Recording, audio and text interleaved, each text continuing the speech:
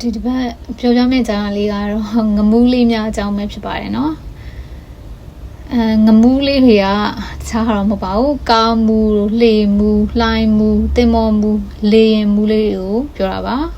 ဘာတွေထင်နေကြရလဲ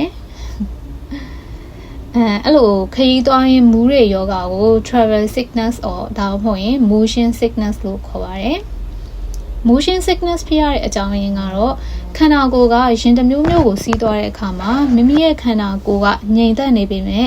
ရင်အပြင်ကအရာတွေရဲ့လှုပ်ရှားမှုပုံရိပ်ကိုအုံနောက်ထဲမှာမှတ်သွားပြီးတော့ရှုပ်ထွေးခြင်းကြောင့်မူးခြင်းကိုခံစားရတာပဲဖြစ်ပါတယ်။ကိုယ်ကတော့ငြိမ်လေးထိုင်နေရဲဒါပေမဲ့အပြင်မှာကလှုပ်ရှားနေတဲ့ပုံရိပ်ကိုအုံနောက်က record လုပ်သွားတဲ့အချိန်မှာသူကရှုပ်ထွေးနေသွားတာပေါ့နော်အုံနောက်ထဲမှာအဲဒါကြောင့်မူးပါဖြစ်ပါတယ်။ motion sickness ဖြစ်ပြီဆိုရင်လက္ခဏာတွေကပြို့မယ်အဲမယ်ချွေးစေးတွေထွက်မယ်တတွေးအထွက်များလာခြင်းတွေဖြစ်တတ်ပါတယ်မူးဝေပြီးတော့အန်နီမန်ဆိုလို့ရှိရင်နောက်ဆက်တွဲအနေနဲ့ကဘာဖြစ်လာနိုင်လဲဆိုတော့ရေဓာတ်ခန်းချောက်ခြင်းနဲ့ခန္ဓာကိုယ်ထဲမှာရှိတဲ့ဓာတ်စားတွေညော့နေခြင်းကိုဖြစ်စေပါတယ်အဲဒါကြောင့်အဲ့လိုမူးတာတွေမဖြစ်ရအောင်ဘာတွေလုပ်လို့ရမလဲဆိုတော့ခရီးမသွားခင်ဒါမှမဟုတ်ရင်ရင်တစ်မျိုးမျိုးကိုမစီးခင်နာရီဝက်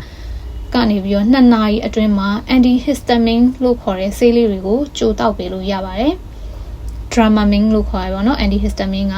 dimenhydrinate ပါတဲ့ဆေး Dramamine dimenhydrinate ပါတဲ့ဆေး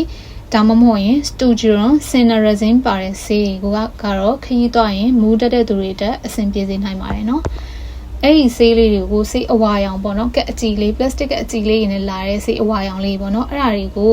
ဘီစစ်ဆိုပြီးတော့အပြင်မှာရောင်းနေကြအရှိရပါတော့တကယ်တော့အဲ့ဒါဘီစစ်မဟုတ်ပါဘူး Dramamine လို့ခေါ်တဲ့ဆေးပါအထဲမှာပါက dimenhydrinate ပါသူကခရီးသွားရင်မူးတဲ့အခါမှာကြိုတောက်ရတဲ့ဆေးတစ်မျိုးဖြစ်ပါတယ်ဘီစစ်မဟုတ်ပါဘူးเนาะဘီစစ်နဲ့မှားပါဆိုလို့ပါနောက်တစ်ချက်ကတော့ဆေးချောင်းပြောရင်းနဲ့ရှက်သွားနောက်တစ်ချက်ကတော့ခရီးမသွားခင်မှာ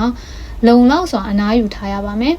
တချို့တွေဆိုလို့ရှိရင်အမ်မာဆိုးရိမ်ပြီးတော့အစာလုံးဝမစားဘဲနဲ့နေတာမျိုးတွေ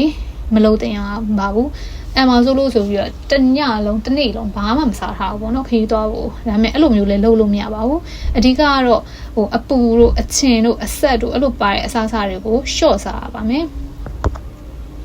တကယ်လို့ဆေးရမတောက်ဖြစ်လိုက်ဖ ਨੇ မူးလာခဲ့တယ်ဆိုလို့ရှိရင်လည်းအတက်နိုင်ဆုံးစိတ်ကိုရှော့ထားပေးရပါမယ်ပြီးတော့အာယုံပြောင်းပေးရပါမယ်